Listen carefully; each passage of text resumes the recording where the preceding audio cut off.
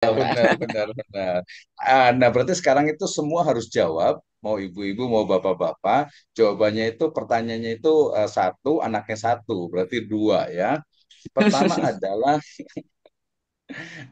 yang pertama itu adalah eh, bagaimana ya pembelajaran yang sudah dilakukan oleh guru ya ataupun oleh teman ya dalam bidang pendidikan agama Islam PAI ya SD SMP SMA akidah akhlak Quran hadis SKI dengan fikih di MI MTS Alia.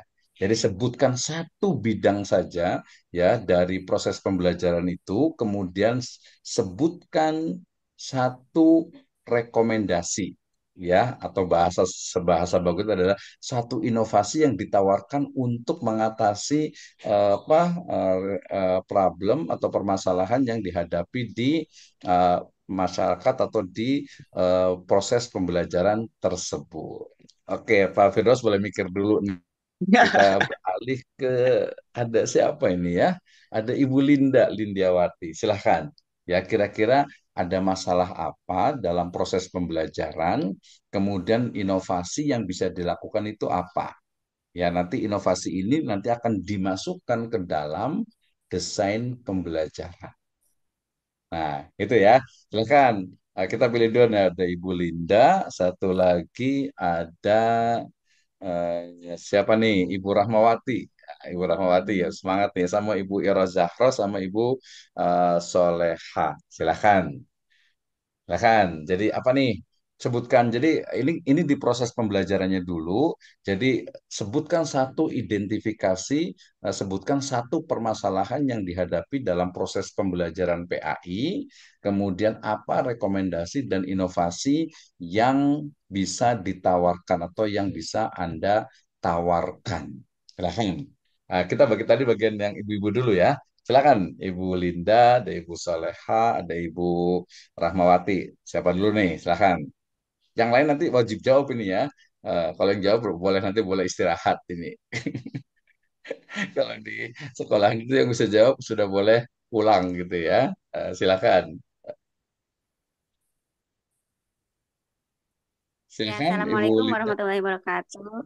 Waalaikumsalam warahmatullahi Nah, wabarakatuh. Silakan. Bu Linda siapa Bu? Apa saya dulu pada daftar? Bu Linda dulu mangga. Bu Linda, apa saya dulu? Ya, saya Soleha Pak Dokter. Ya, silakan Bu Soleha. Terima kasih. Ya, terima kasih Bapak-bapak yang mau mendengarkan suara perempuan. Tadi katanya, tadi katanya mendengar suara perempuan ya.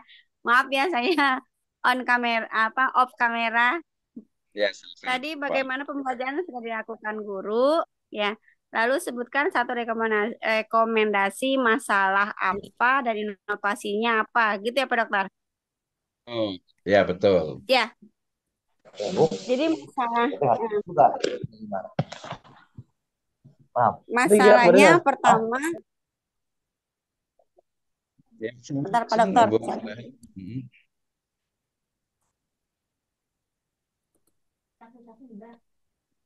Ya, silakan. Jadi betul tadi, semua Ya, harus jawab nih. masalahnya Jadi, eh, pada saat eh, pada saat pembelajaran itu guru sudah siap dengan desain pembelajarannya, yaitu sekarang itu yaitu modul modul ajar ya. Kalau dulu memang RPP sih, ya, RPP. Nah, terus, setelah hmm, dibuat rancangan tuh desainnya pada saat pada saat masuk kelas ya, nah, terjadilah masalah. Nah, ini masalah terjadi di kelas satu karena anak yang baru. Anak yang baru itu masalahnya adalah pada saat dia ketemu guru baru, pasti dia takut. Nah, itu masalahnya.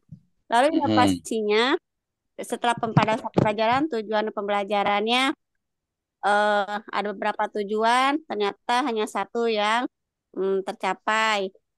Nah, inovasinya pada pertemuan selanjutnya itu buatlah. modul ajar yang kedua ya, tapi pada elemennya elemen yang sama yaitu elemen Al-Quran hadis. Di situ digantilah strateginya. Strateginya yang tadinya ceramah jadi diganti dengan game permainan. Gitu Pak Dokter. Makasih. Assalamualaikum Terima warahmatullahi kasih. wabarakatuh. Waalaikumsalam warahmatullahi wabarakatuh. Terima kasih Bu Saleha ya. Nah, tadi sebenarnya kalau ya Ya. seorang guru itu masuk kelas, kemudian siap dengan RPP-nya atau dengan modulnya, kemudian tiba-tiba berhadapan dengan siswa yang mungkin malu-malu gitu karena guru baru. Nah, di sini berarti kita boleh sampaikan bahwa kesalahannya itu adalah ketika mendesain ya pembelajaran itu atau merancang proses pembelajaran itu. Kenapa? Karena dalam salah satu unsur dalam mendesain, dalam menetapkan rancangan itu adalah mengidentifikasi atau menganalisis dari keadaan peserta didik. Ya, dulu pernah kita sampaikan bahwa ketika misalnya seorang guru mendesain atau merancang pembelajaran, maka perlu diperhatikan misalnya kalau dia di kelas 7 misalnya gitu, pastikan bahwa oh ternyata ini siswanya kelas 7 itu sebagian besar tuh dari madrasah gitu ya, atau mungkin ini sebagian besar tuh dari SD negeri gitu ya, atau yang lainnya tuh dari SDIT. Nah, sehingga kemudian ya keadaan dari peserta didik atau lebih tepatnya calon peserta didik itu menjadi pertimbangan dalam mendesain sehingga mestinya ya ketika seorang guru masuk di awal itu bukan hanya dengan bukan hanya kemudian tadi tiba-tiba mendapatkan istilahnya itu siswanya itu malu-malu tidak. Kenapa? Karena dalam desain itu sudah dirancang bahwa di pertemuan pertama ini yang dihadapi adalah siswa-siswa baru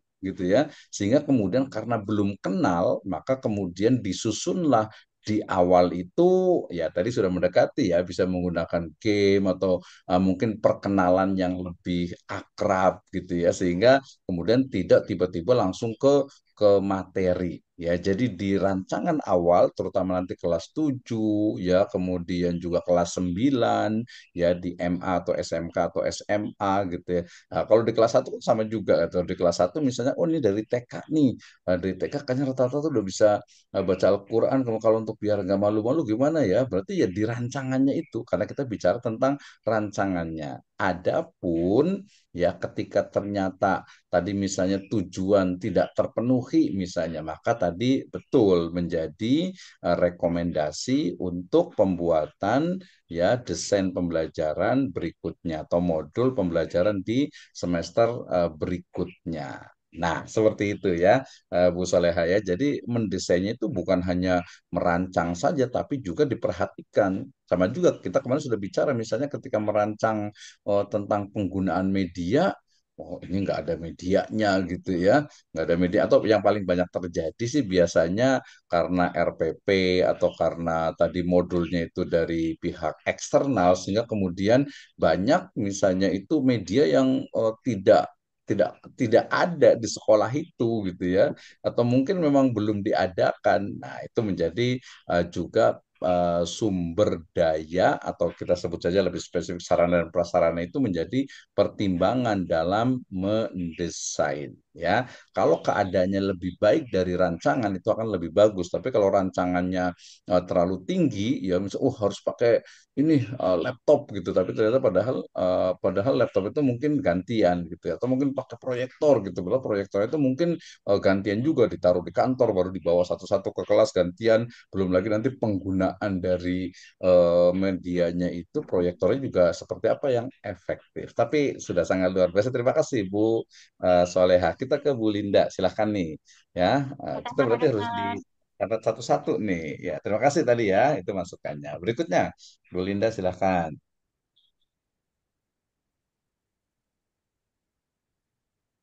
Ya, silahkan.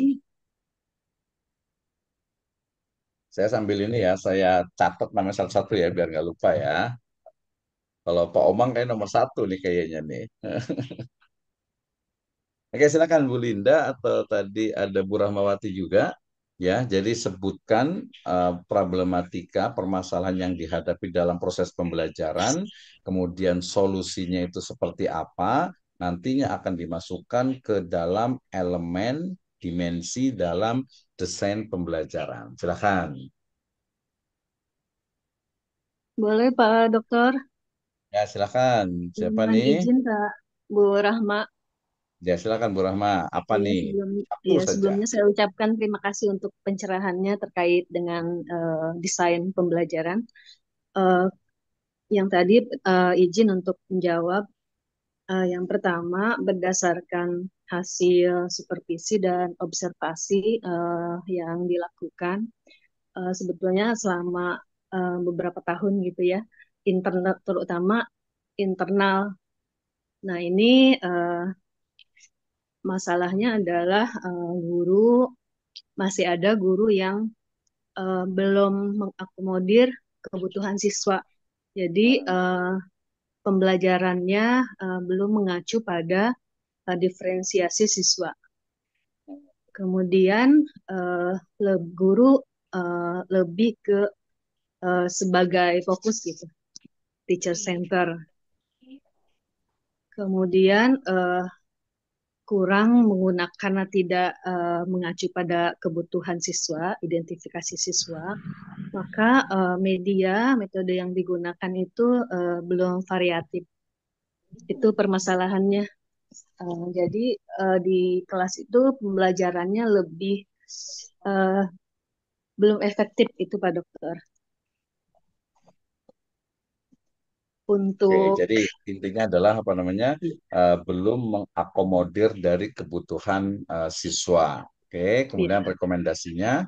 untuk rekomendasinya berdasarkan analisis, identifikasi di lapangan, di sekolah selama beberapa periode sesuai dengan tadi ya permasalahan. Rekomendasinya adalah guru lebih menggunakan, menerapkan media, metode bahan ajar yang variatif berdasarkan semua kebutuhan, jadi mengakomodir semua siswa.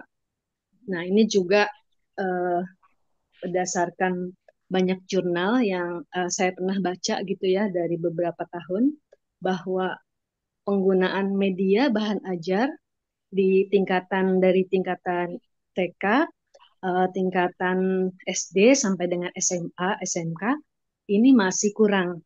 Jadi dan dari hasil jurnal tersebut banyak yang hasilnya adalah bahwa penggunaan media bahan ajar yang sesuai itu, yang efektif meningkatkan untuk pembelajaran sampai dengan muaranya adalah untuk ke mutu pendidikan, ke prestasi belajar siswa lebih meningkat untuk lebih efektivitas pembelajarannya.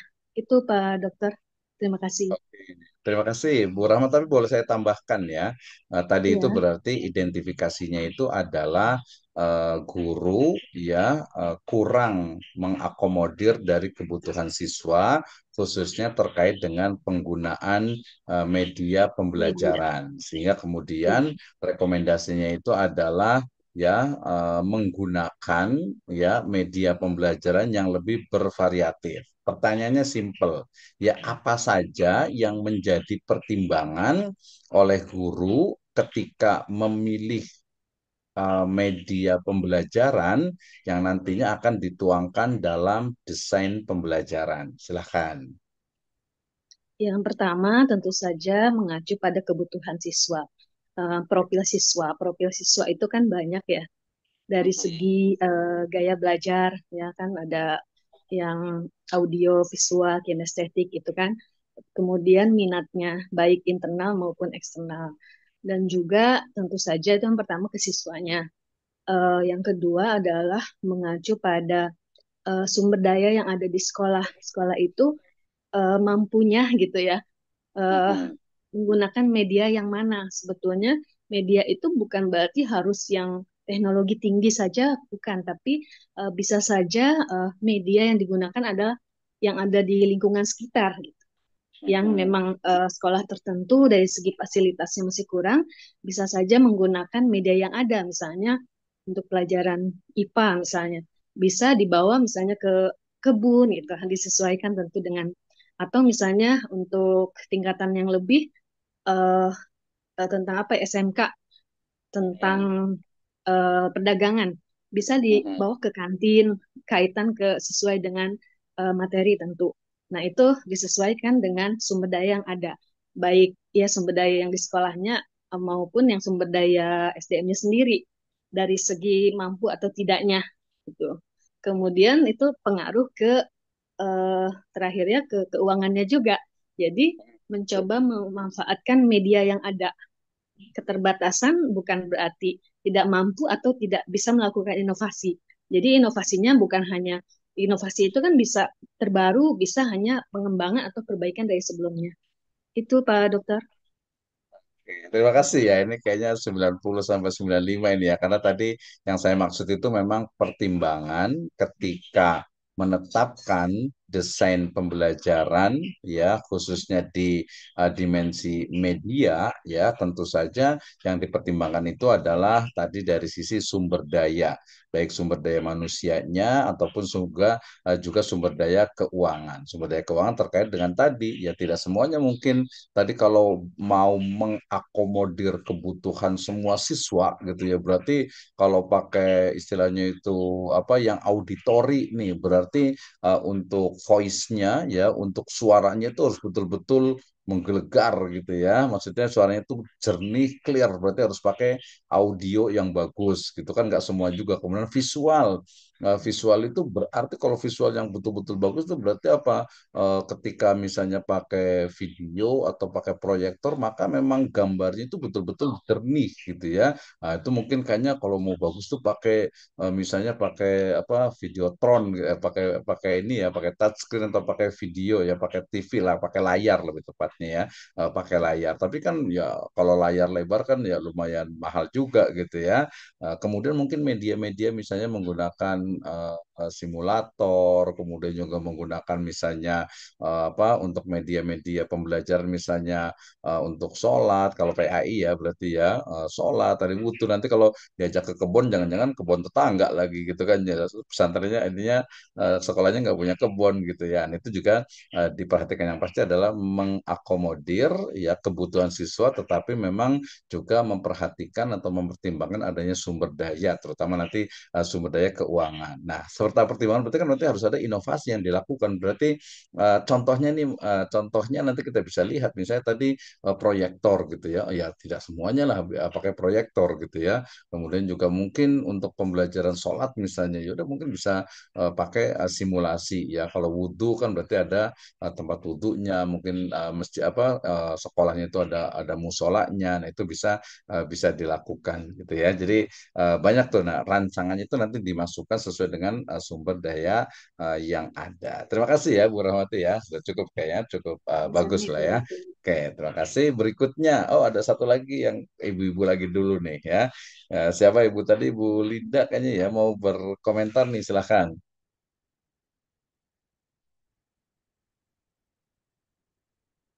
Ya, silahkan. Ada Ibu Linda bisa memberikan identifikasi permasalahan yang dihadapi, ya kemudian bagi atau mungkin oh ya ada Bu Lina Herlina juga nih, ya ada Bu Lina Herlina dengan Ibu Irah, biasa paling rajin tadi nih, Bu Irah Zahra silakan. Ya, jadi masalah ya yang mungkin tadi bisa kalau seorang guru berarti dari pengalaman sehari-hari ya, kemudian kalau seorang mungkin peneliti bisa tadi membaca jurnal. Ya, silakan siapa nih? Ya, kalau sudah dua kita bisa pindah juga ada Pak Eko juga nih. Silakan Pak Eko Nafsuroh nih sebagai guru senior. Mangga, ya silakan. Ikan sepat, ikan Menyimak dulu gabus. Pak Dokter, Ya, lebih menyimak cepat, lebih dulu. bagus. Eh, jadi yang dihadapi apa nih Pak Eko nih di sekolahan nih? Nah, ketika pembelajaran itu paling banyak apa nih?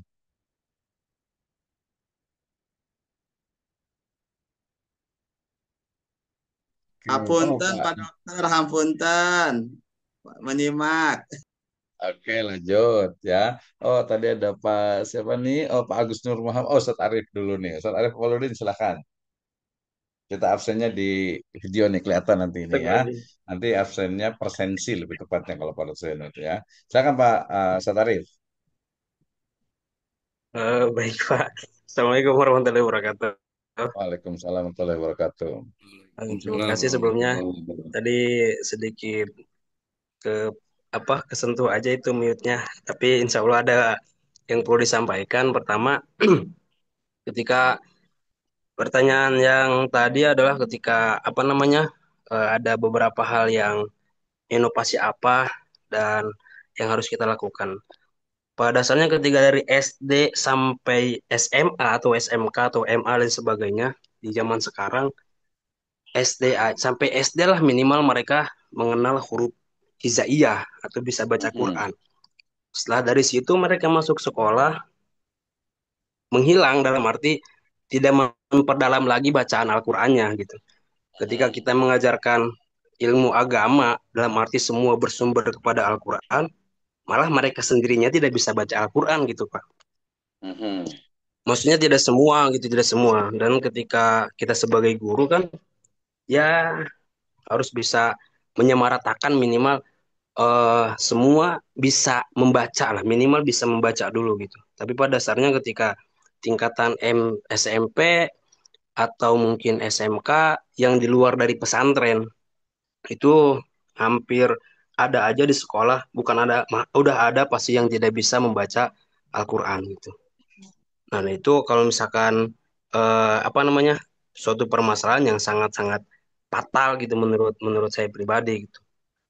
Jadi tidak berfokus pada pembelajaran yang materi saja, tapi pada dasarnya yang Arif yang temukan adalah anak-anak belum sepenuhnya atau belum menguasai pembacaan Al-Quran.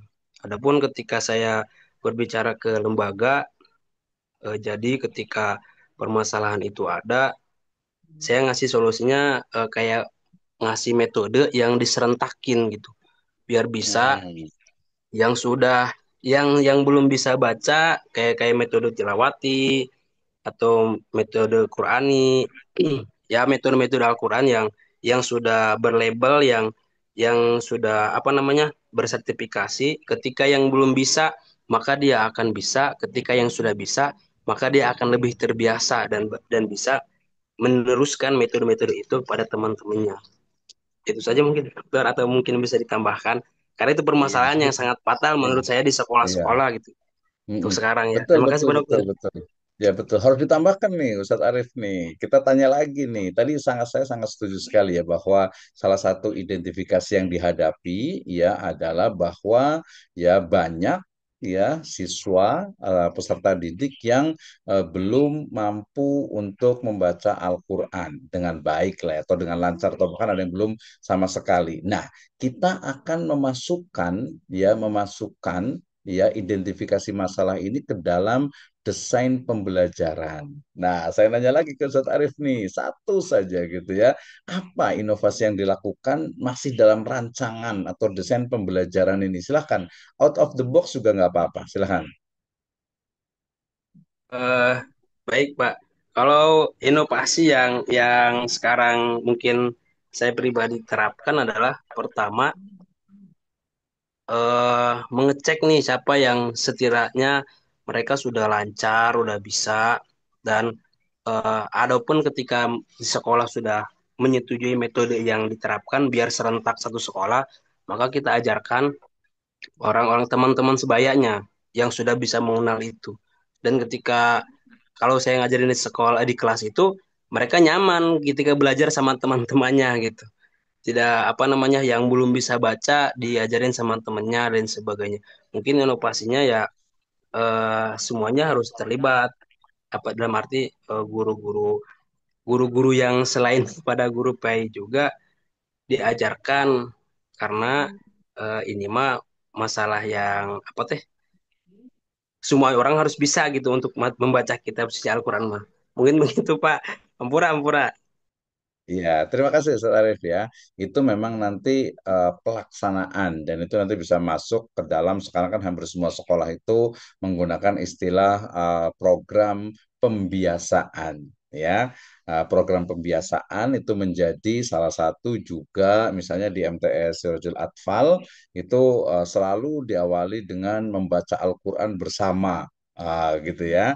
Tetapi itu memang dia masuknya itu ke dalam apa tadi program pembiasaan. Ada juga yang menggunakan tadi mulai dari apa metode Baghdadi, menggunakan Iqra, Tilawati, Umi, itu masuknya ke kokurikuler ya. Sedangkan tadi yang saya maksud dengan memasukkan ke dalam desain pembelajaran adalah berarti dalam proses desain pembelajaran di awal atau di kegiatan pembelajaran dimasukkan di situ ya bisa membaca Al-Qur'an secara bersama-sama atau membaca Al-Qur'an diwakili oleh satu siswa atau membaca Al-Qur'an secara bergantian satu pertemuan satu siswa.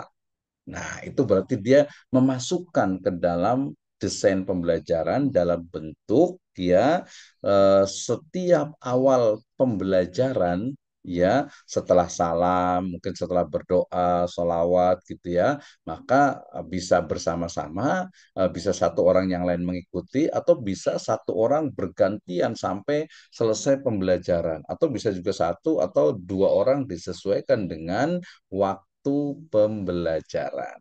Itu yang dimaksud dengan inovasi desain pembelajaran dalam proses pembelajaran, memasukkan ya melancarkan atau memasukkan pembacaan Al-Qur'an di setiap awal kegiatan pembelajaran. Itu dia masuk ke desainnya. Kalau ada beberapa sekolah yang biasa tadi di awal itu membaca Al-Qur'an itu hanya apa bukan hanya ya membaca Al-Qur'an itu dua, tiga atau lima ayat itu dia masuknya sebenarnya ke dalam kurikulum. Dia bukan masuk ke dalam desain pembelajaran. Kalau desain pembelajaran itu dia tertulis dan ada di RPP atau modul. Seperti itu, Ustaz Arif. Any question, Baik, please? Pak. Terima kasih. Masya Allah. Oke, terima kasih Ustaz Arif ya. Yang berikutnya, silahkan. Tadinya sebenarnya karena ini sudah S2, tadi saya nggak mau nunjuk sebenarnya itu ya. Jadi silahkan mau langsung saja. Kita mau undang dulu nih Ustaz Qulubul Hayat dengan Ustaz Hasbi Allah nih. Silahkan, siapa yang duluan nih? Jadi problemnya apa, permasalahannya apa, ya kemudian solusi yang ditawarkan. Jadi solusi itu di sana pasti mestinya ada inovasi, ya, ada inovasi. Nah, ruang lingkup inovasinya sendiri tadi ya minimalnya itu adalah 4. Tadi saya nyebutnya dengan apa? 6 ya. Silakan Ustadz Qulubul Hayat dengan atau Ustadz Hasbi Allah. Silakan. Ustadz Hasbi Allah dulu nih. Bismillahirrahmanirrahim. Apa Terima yang kasih, dihadapi Pak Dokter. satu saja contohnya, nggak usah banyak-banyak. Siap. Terima kasih, Pak Dokter. Hmm. Eh materi Ya, kita tadi, Pak silakan. Dokter. Ya, Mhm. langsung aja, Pak Dokter. Mohon Ya maaf tidak langsung. bisa di ini. Ya nggak apa-apa, nggak Ini apa-apa. mengenai pengalaman kami ya, mengajar di Mhm. sekolah. Ketika betul kata Pak Dokter tadi kita harus menggunakan inovasi maupun desain ketika mengajar. Kita udah rapi, udah katakanlah udah sempurna. Nah, ketika pas di lapangan, pas di kelas, ya, anak itu saya itu memberikan materi, ternyata anak itu lama-kelamaan jenuh. Nah, lama-kelamaan jenuh. Nah, eh, yang dalam hal Ya, suaranya hilang, sayang. pembelajaran sih seperti memberikan pelajaran fikih hanya sebatas penjelasan saja ataupun Mhm. eh, ya.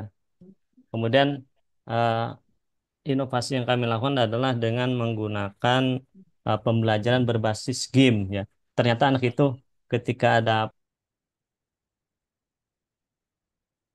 Ya, sayang semangat dan sekali nih suaranya membagikan hilang. Mhm. motivasinya, Pak Dokter. Yaitu, mohon maaf Pak Dokter, sinyalnya di sini putus-putus Pak Oh, Dokter. hilang Jadi, ya. ya itu Oke, Pak mungkin Dokter. sebutkan ini Sementara, apa nih? Misal lebih contohnya lebih realnya Ustaz Hasbiallah. Jadi tadi kan karena mungkin penyampaian oleh guru gitu ya, iya terus betul. gitu ya sehingga kemudian siswa itu bosan. Nah, untuk Hmm, mengobati kebosanan ini kemudian ya, guru itu melakukan games. Nah, penggunaan games itu bagus gitu ya, tetapi kemudian juga mestinya kadang ada beberapa guru juga malah terlalu sering sering ice breaking gitu ya, terlalu sering game akhirnya malah Iya, materinya itu tidak tidak tercapai gitu. Nah, mungkin boleh betul, boleh betul. berikan satu contoh nih, masalahnya. Mungkin sebenarnya materi yang disampaikan itu apa, kemudian korelasi dengan gamenya itu seperti apa? Ada korelasinya nggak? Ada hubungan materi tidak game dengan materinya? Silakan. Ya, Pak Dokter. Jadi contohnya begini Pak Dokter. Misalkan pelajaran eh fikih ya, fikih. Hmm. Ya, fikih itu materinya kan tentang eh jual beli, terutama di kelas 6. Beli. Nah, Oke, itu kan jual kalau beli. misalkan hanya sebatas, ya katakanlah sebatas eh, teori aja ke anak, mungkin anak Mhm. kurang begitu memahami. Jadi kita ada permainan anak atau game ke maju ke depan ya dengan cara praktek jual beli ya antara si penjual dengan si pembeli maupun barang yang ada di kelas tersebut. Jadi jadi nggak terlalu kaku Pak Dokter. Jadi itu inovasi yang sementara saya pakai di kelas supaya di kelas itu hidup ya. Itu Pak Dokter. Oke. Itu dimasukkan Sementara ke RPP atau ke modul nggak, Ustaz Hasbiallah? paling nanti ada di referensi paling bawah Pak Dokter, paling bawah. Di referensi, nggak di kegiatan pembelajaran atau metode pembelajaran. Tidak, tidak Dokter. Nah, di referensi aja Ya, ya. Kalau ya, referensi kan berarti sumber-sumber saja gitu kan. betul, Berarti betul. itu mestinya masuk ke dalam metode pembelajaran ya. Siap, Oke, siap. terima kasih Ustaz Hasbiallah ya. Nah, tadi saya Ya, mau makasih Pak menyampaikan, Dokter. kenapa kemudian inovasi itu penting gitu ya? Nanti jawaban dari perspektif guru itu adalah bahwa guru itu kan sudah ngajar bertahun-tahun gitu ya. Ya kita anggap saja lah mungkin baru 1 tahun ngajar, tapi kan minimal dia sudah 2 kali mengajar mata pelajaran yang sama. Apalagi sudah kalau sudah tahunan mengajar mata pelajaran tersebut. Mestinya memang sudah paham bahwa oke, di kelas 6 ini ada materi fikihnya itu adalah jual beli ya. Kemudian kalau kita menerapkan ya di desain pembelajarannya itu di RPP atau modulnya itu masih tetap hanya ceramah, penyampaian, ya itu berarti kita tidak belajar dari apa masa lalu gitu ya. Tidak belajar dari masa lalu dalam artian itu kan kita udah belajar, kita udah ngajarkan tahun kemarin mata pelajaran ini dan materinya juga tentang jual beli. Berarti untuk ke depan ya berarti kita berarti metode itu jangan lagi hanya ceramah ya pasti bosan gitu ya. Makanya di beberapa sekolah kan tren ya sekarang disebut dengan apa market day gitu ya. Market day. Nah, ya tadi metodenya sebenarnya bukan hanya saran saya bukan hanya simulasi gitu ya, tapi memang benar-benar gitu. Jadi misalnya anak-anak pertemuan besok ya di mata pelajaran Bapak silahkan bawa uang atau bawa uang dan bawa makanan yang bisa dijual ke temannya. Nah, silakan apa saya nanti kita sebutkan harganya misalnya paling mahal itu 2.000 ya, kemudian paling murah itu mungkin 1.000 ya, kalau 500 kayaknya nggak ada ya.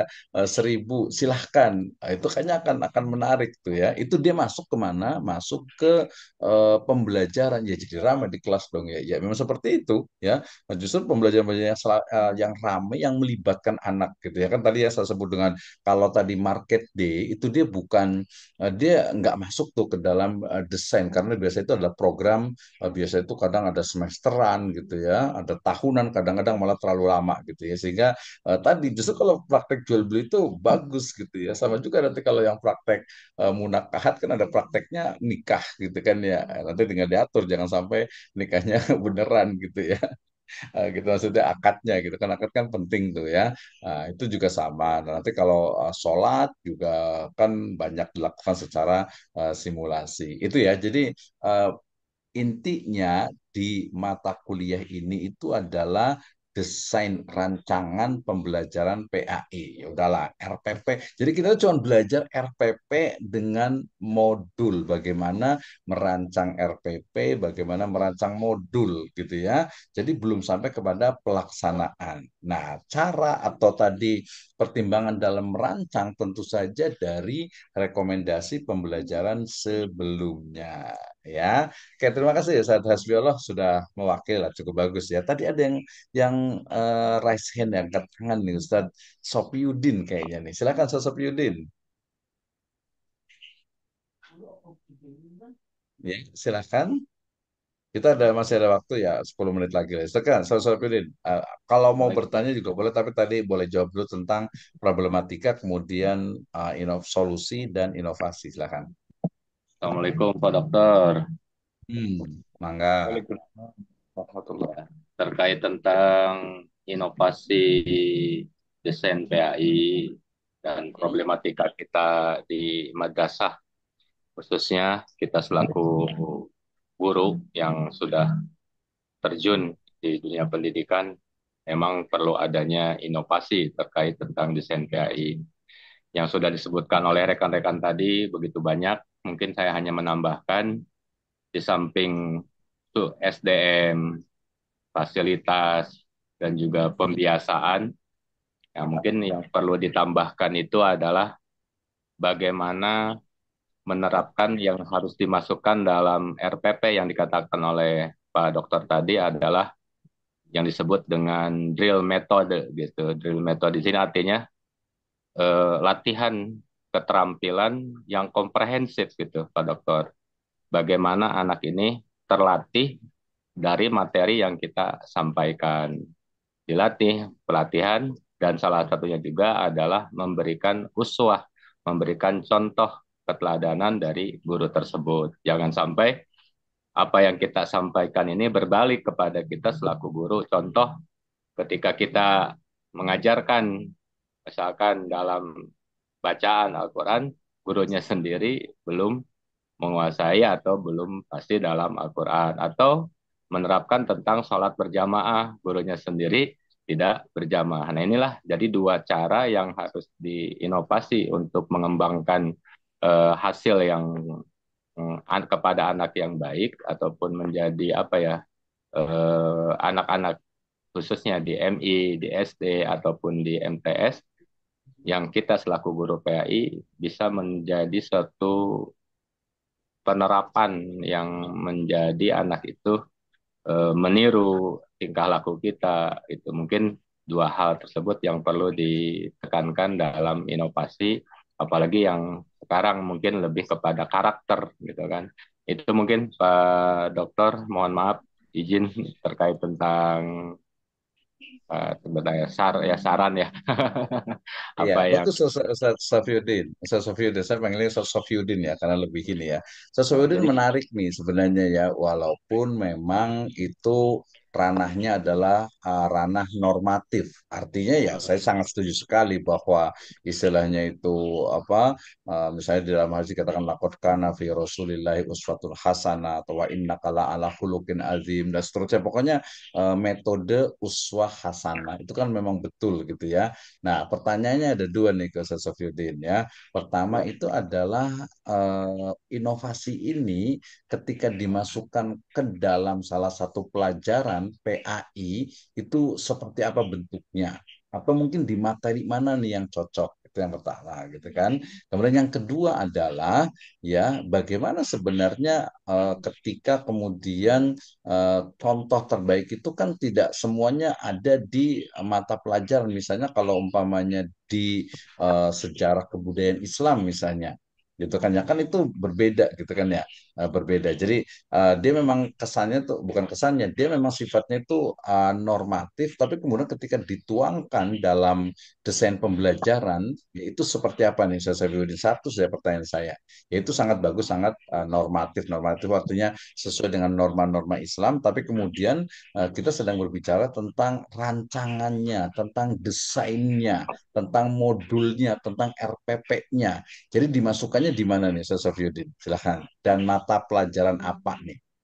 Ya, contoh Silakan. kalau di mata pelajaran PAI mungkin di samping tadi dari drill method kita yang terapkan, mungkin bisa Mhm. juga berupa modifikasi kita supaya anak tidak jenuh menggunakan nyanyian yang sedang viral misalkan sekarang TikTokan tapi isinya adalah Asmaul Husna misalkan Pak Dokter misalkan ataupun untuk anak menghafal nama-nama nabi tapi tidak jenuh juga. Jadi daripada anak nadanya nada lagunya dangdutan Mhm. tapi isinya adalah Islami gitu kan nama-nama nabi, nama-nama sifat Asmaul Husna ataupun yang lainnya mungkin kita harus bisa merancang supaya anak ini menjadi tadi tidak jenuh, tidak monoton apa yang kita sampaikan ini bahkan menjadi anak itu menarik dengan game tadi dengan metode kita di samping game tapi dirancang juga dengan ada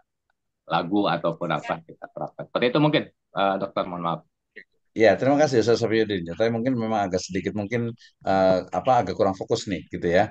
Artinya tadi sebenarnya kalau tadi kemudian di pernyataan yang berikutnya itu adalah terkait dengan metode dengan nyanyian, dengan apa lagu-lagu viral, itu dia masuknya itu sebenarnya permasalahannya itu adalah misalnya menghafal Asmaul Husna yang monoton. Nah, seperti itu. Atau mungkin juga tadi istilah-istilah atau mungkin dalam misalnya ada nahu misalnya gitu ya, nahu atau sorof gitu ya, nahu atau sorof, sorof lah misalnya gitu ya. Oh ternyata dalam menghafal sorof itu anak-anak itu kurang semangat nih.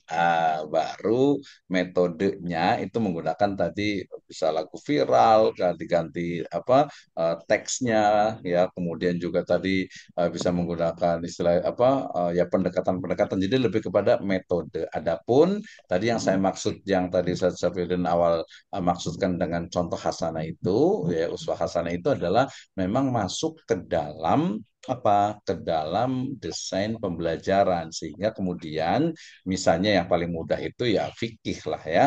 Ketika fikih itu kemudian bicara tentang misalnya tadi ya disebut dengan apa sholat berjamaah, nah maka kemudian dimasukkan tuh ke dalam istilahnya itu desain pembelajaran di RPP-nya itu misalnya ketika materi soal berjamaah gitu ya, maka kemudian ya di jam itu atau di hari itu bahwa memang guru itu ya melakukan terlebih dahulu gitu ya sebelum siswa-siswanya atau melakukan ya yang bisa dilihat oleh siswanya ya.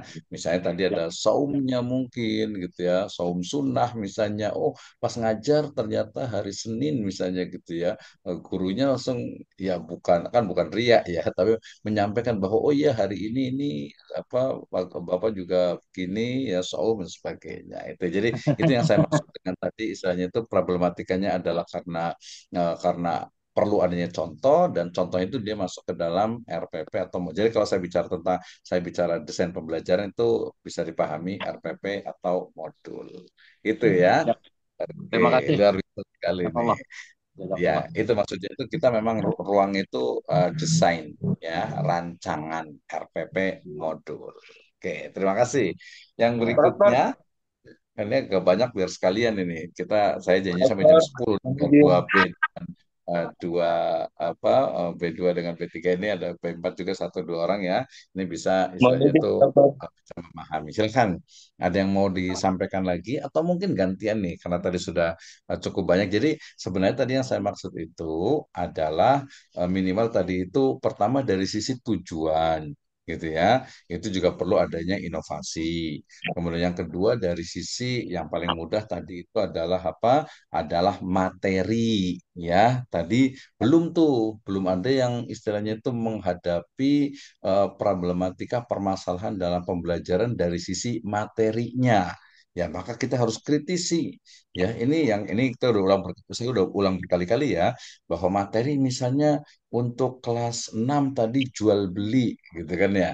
Nah, ini yang lain kira-kira di materi-materi kelas 5 kemudian kelas 4 gitu ya. Dia udah sinergis belum nih? Udah nyambung belum nih? Gitu ya. Kemudian yang berikutnya dari sisi yang ketiga itu dari sisi metode. Tadi yang paling banyak digunakan, yang sering banyak inovasi itu adalah memang metode. Ya termasuk hari ini saya juga menggunakan metodenya ya tanya jawab. Saya nggak pakai slide gitu karena saya sebenarnya ingin memastikan bahwa memang mahasiswa itu ya sebenarnya semuanya insya Allah paham gitu ya. Tapi untuk mengungkapkan dengan lisan, nah gitu ya, atau mungkin juga dengan keseriusan gitu ya.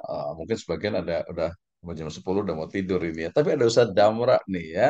Ustadz Damra ada yang mau disampaikan nih, silahkan nih. Close ya, close statement kayaknya ini. Belum Closing ya. remark, closing statement ya. Jadi ini, Ya boleh lah, nggak jadi apa-apa lah. gini, gitu ya. Terakhir lah, ibaratnya nanti sama Pak dosen yang nutup. Jadi terima kasih atas ilmu-ilmu yang diberikan, terutama kepada dokter, kemudian rekan-rekan semuanya terkait dengan problematika yang dihadapi. Jadi ini berdasarkan pengamatan saya ya secara langsung atau observasi lah di lapangan terkait dengan rekan saya sendiri yang mengajarkan PAI ya. Ya kita temukan permasalahannya itu ya mungkin tadi sudah disebutkan oleh rekan kita tadi bahwa kesulitan siswa dalam membaca Al-Quran. Dan bukan hanya membaca Al-Quran tapi namun ada siswa juga yang tidak mengerti cara menulis Al-Qurannya. Nah ini problematikanya. Jadi sebenarnya yang ingin saya tanyakan itu sebenarnya kan ada guru pelajaran BTQ ya baca tulis Quran. Jadi ini kira-kira ini dimasukkan ke PAI atau tetap PAI tetap BTQ juga tetap kan seperti itu yang pertama. Yang kedua yang saya kritisi itu sebenarnya tidak ada pelajaran yang membosankan. Yang ada itu adalah mungkin gurunya yang nggak ngerti tentang bagaimana menyajikan materi yang benar, yang baik, menyenangkan, ya, yang menjadi perhatian dah.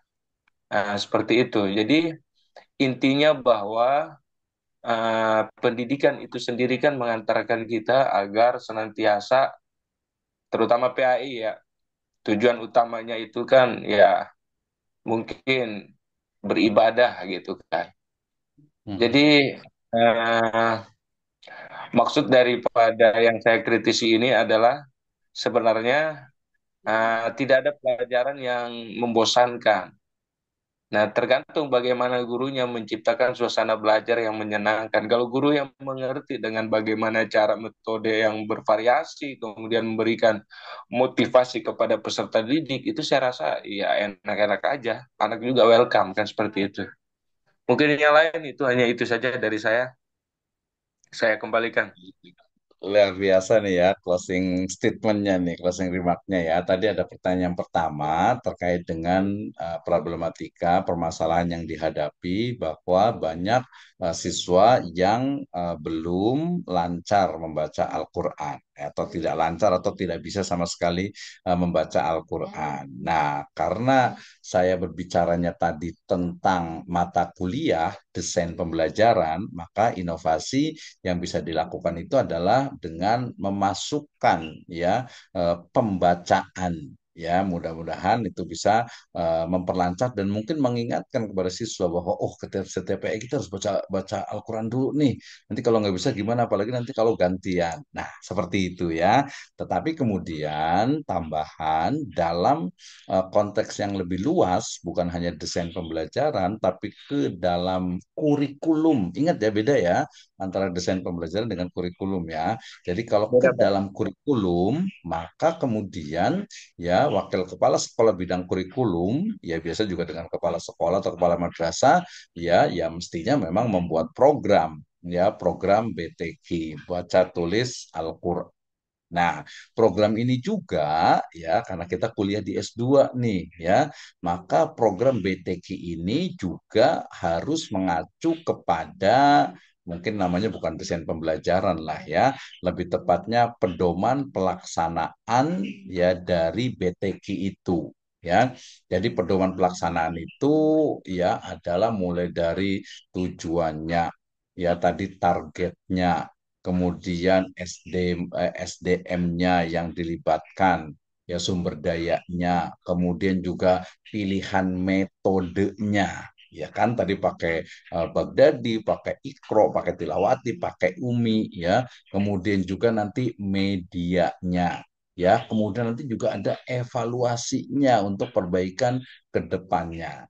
Jadi secara lebih luas, bukan hanya mata kuliah kita ini hari ini adalah ya tadi melaksanakan atau mengadakan program BTQ. Nah, selanjutnya setelah BTQ itu berjalan, maka juga harus ada tadi program pembiasaan membaca Al-Qur'an ya, entah itu mungkin sepekan sekali gitu ya, kalau bisa tiap hari juga tadi bagus di pagi-pagi di awal gitu ya. Kalau yang masuknya siang berarti pokoknya di awal. Nah, itu juga adalah bagian dari inovasi, tapi lebih luas bukan hanya desain pembelajaran tapi di kurikulum ya. Kenapa? Karena tadi semuanya kan merujuk kepada memang pertimbangan pada sumber daya di lembaga pendidikan tersebut. Oke ya, itu yang pertama. Jadi kalau tadi saya bilang pertama itu hanya di desain pembelajaran di RPP di modul itu karena memang mata kuliah kita ya. Tapi kalau dalam konteks sekolah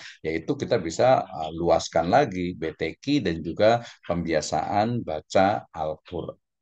Ya, ini nanti kalau yang sedang nyusun tesis nih ya, Sedamra ya, dan yang Ustaz Hezbollah juga kemarin kalau nggak salah ya sama Ustaz Firdaus ya. Jadi tesis kita itu, loncat ke tesis sedikit nih, jadi tesis kita itu memang dibatasi dalam artian itu kalau kuantitatif variabelnya ya hanya X1 dan X2 kemudian Y ya. Nah, tapi itu bukan berarti menunjukkan bahwa hanya variabel X1 dan X2 yang mempengaruhi Y. Banyak X3, 4, 5, sampai 16 yang itu kita tidak bahas. Ya, jadi hanya membahas X1 dan X2 saja terhadap Y. Bahkan kita juga tidak membahas tentang intervening atau mediator ya dari variabel tersebut. Ya, ada batasannya gitu sehingga kemudian ya kebenaran itu memang mestinya ya diperoleh melalui banyak pendekatan, bukan hanya dari satu pendekatan. Oh, jadi ke metode penelitian nih jadinya gitu ya. Oke. Kemudian yang kedua tadi saya juga setuju bahwa memang pelajaran itu tidak ada yang membosankan gitu ya, kecuali mungkin gurunya mungkin yang tidak paham. Nah, kalau kaitan dengan bukan tidak paham ya, belum paham sepenuhnya, itu nanti masuk ke dalam mata kuliah. Kayaknya sudah ini ya, mata kuliah pengembangan SDM pendidikan ya, pengembangan Udah, Pak. SDM pendidikan itu ada tuh kayaknya udah tuh ya, ini udah semester 3 ya. Itu berarti harus dipahami bagaimana